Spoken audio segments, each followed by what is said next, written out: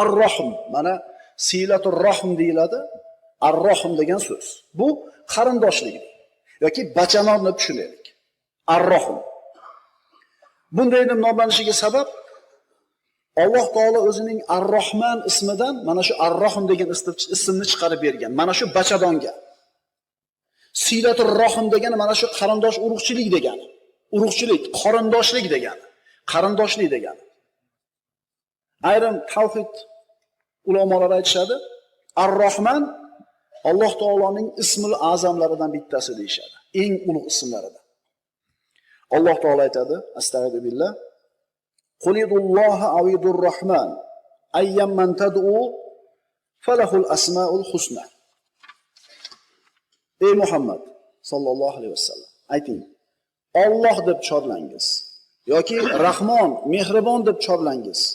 Qanday chorlasangizda joizdir. Zero u zotning go'zal ismlari bordir. Ar-Rohm degan so'z Ar-Rohman degan Alloh taoloning ismidan chiqarib olingan. Illa man rahima robbuk va lizalika xalaqahum.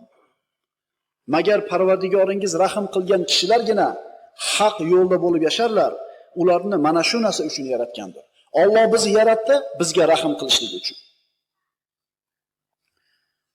Imom Abu Dovud va Termiziy Abdurrahmon ibn Avf roziyallohu anhu dan rivoyat qilgan hadisda aytiladi, mana hadis qudusiy. Alloh taolo aytadi: Ana Alloh va ana Ar-Rahman xalaqtur rohm va shaqaqtu laha isman min ismi. Alloh taolo aytadi, men Allohman. Men Ar-Rahmanman. Rohim, bachadonni yaratdim. Unga o'zimning ismimdan bir ismni chiqarib berdim.